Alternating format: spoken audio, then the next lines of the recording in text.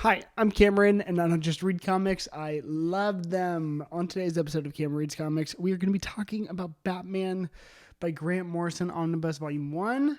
I am starting off in all caps in my notes and just going to start by saying I do not recommend this to the casual Batman fan, the person who's only been reading Batman for like a year or so. There is so much to take in. This is a very controversial Batman run. It's the start of it all. And so if you're not liking the swings that are being taken in this book, I wouldn't recommend reading the rest of the run.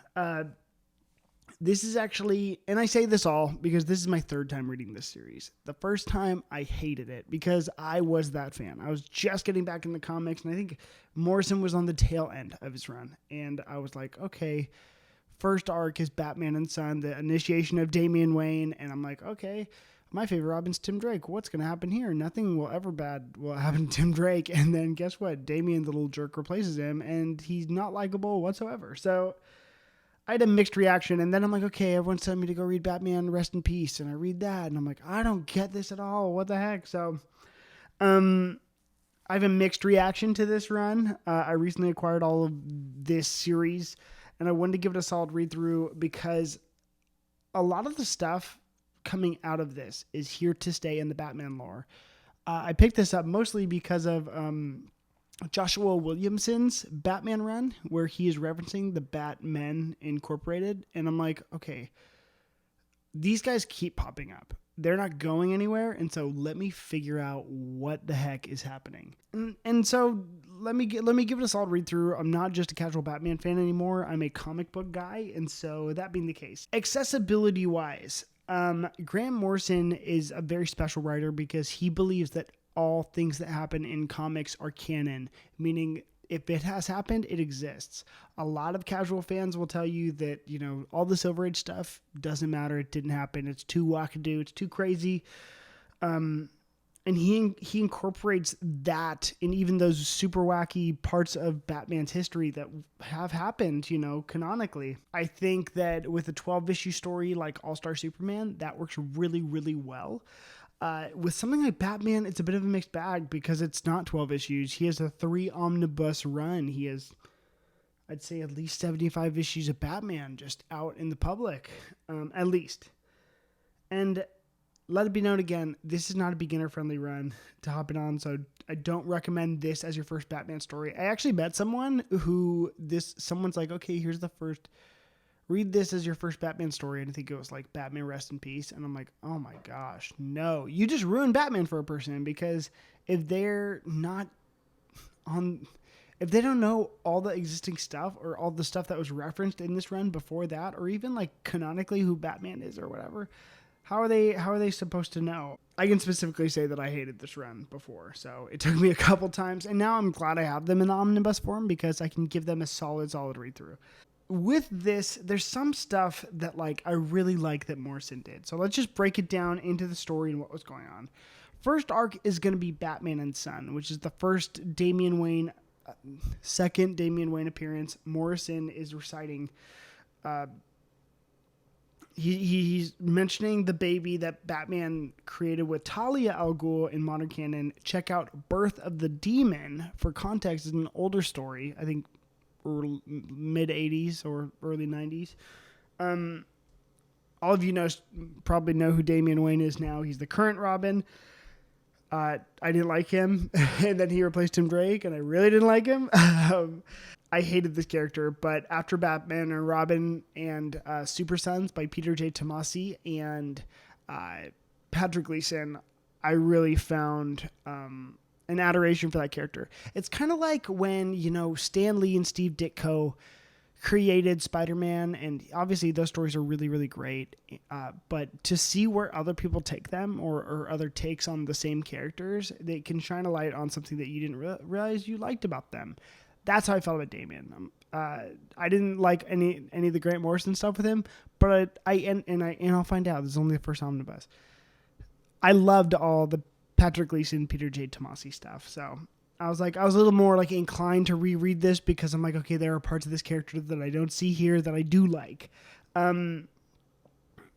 Next up, Batman Incorporated is the next big thing. The two arcs, in trade paperback, it goes Batman and Son, and then this would be collected in Batman the Black Glove. Now, this is talking about the Batmen, and this is the first time you really meet Batman Incorporated, which is, just Bat characters from other parts of the nation, which is actually really cool. You have Knight and Squire, you have Man of Bats, you have a bunch of other people. Those are the ones that stuck out to me the most. And I started to break it down, but I'm like, oh wow, like what you need to know about the Batmen is this is not their first appearance, actually, the Batman Incorporated team. This is their first appearance, I guess, in the modern canon, but Knight and Squire first appeared in Batman, like 50s Batman number 62. Man of Bats appeared in Batman 86 in the original run. And so there are lots of members of this group who are kind of silly, but like, it's so cool that Morrison is such a purist, and you can look into the history of all these characters and find them in Batman's canon, which is so cool. Like, I have a very deep appreciation for that now because he is so thoughtful. And after reading this several times, there's stuff he alludes to that are like 20 issues into the run, and that's the payoff there. If you know, is really cool. If you don't, and you're going in blind, that's the kind of stuff I want to avoid because I don't want anyone to not have fun reading comics. And I didn't have fun earlier. I'm not super on the nose when it comes to like subverting or like low-key things like that. Simon Hurt and the Black Glove. Simon Hurt, I guess, first appeared in Batman number 156. So he's an OG character. For Batman Rest in Peace, the Batman of Zur-En-Arrh, he first appears in Batman 113. And I remember reading this event mostly, Batman Rest in Peace, about Batman Zur-En-Arrh, and I'm like, I have no idea who this character is. He's wackadoo. Batmite is in this book in a serious way. What the hell is going on? What I have found in Batman Rest in Peace, I think it's, like as a story, I think I give it like a 7 out of 10, but it's more solid now than it was when I first read it. It's just so funny to like be talking about this book that I just had so much vitriol and hate for, but honestly, it was a solid Batman story, and I think it reflects Batman's ability to always have a plan, and like you really see the detective who he is, which was impressive. And at the end of this omnibus, those are the 3 major arcs. At the end of this omnibus, there's also there's a story called "The Butler Did It," which was in the back of the Batman Rest in Peace trade that I had, and I literally thought that it was all a dream, even though Batman Rest in Peace, hard stop, that story ends, and it's a single issue one-off after that. I didn't read that very well. And that one's okay. I don't love that issue even now, but it's just so funny. After this omnibus, the events of Final Crisis happen, meaning Batman dies. That is a spoiler for a 2007 event. Written by Grant Morrison and Jeff Johns. It's kind of unclear where we're going to go next from here. I believe it is the Batman and Robin with Dick Grayson. They just start off like, okay, Batman's dead. Dick took up the mantle. There was an arc in between called Batman Battle for the Cowl. Go read that. I'm not going to read it. I actually read it earlier. It's okay, Now, for the art in this omnibus, we have 2 major artists, and I think they're 2 great artists. The first being Andy Kubert. I think when it comes to the Kuberts, Andy is my favorite. I really, really love his art in this series in particular. He's actually changed it over time, and now we're kind of he's more stylized now in the way he's doing things. I don't dislike his style, but I like what he did here more. You can mostly see the change in Batman the Detective with Tom Taylor that he wrote or drew. But I think this series is the strongest bout. Like all the early Damian stuff, like even if you don't like what's going on in the story, the art is impeccable. And I just mean that, like, it's just beautiful. And I think that he's so freaking good. And then after that, after Kubert's run, you have Tony S. Daniel, who, again, I think is one of the best current Batman artists. He is so freaking good. It broke my heart that he left the series, that he was on with James Tynion after like 6 issues. But it's okay because George Jimenez took over, and that was also wonderful. Overall, now we get into the rating. I think after 3 tries, which is, I guess, a caveat in my rating, I am going to give this a 7.3 out of 10. I think the story takes really, really, really big swings.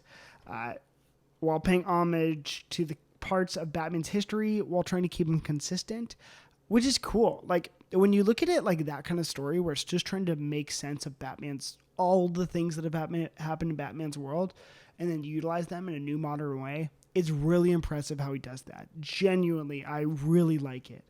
The art is all time. Again, you heard me talk about those two artists. I just think every page in this omnibus is beautiful. I will absolutely say that without a doubt, which is one of the highest compliments I could give a book.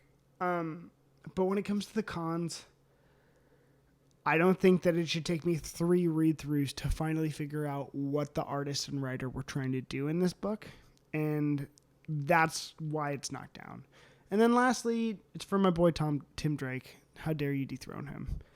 I'm Cameron. I don't just read comics. I love them. Please go leave a comment of what are your thoughts on Grant Morrison's Batman run. Should I keep going? I'm already keeping going. I'm already on the second omnibus. It'll take a while to get through that though. Yeah, make sure to clap with those like and subscribe buttons, and I'll see you next time.